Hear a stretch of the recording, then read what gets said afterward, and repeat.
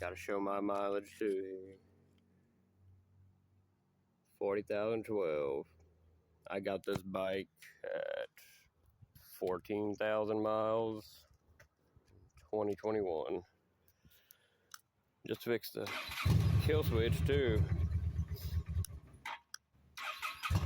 Yeah. No more dying, hopefully.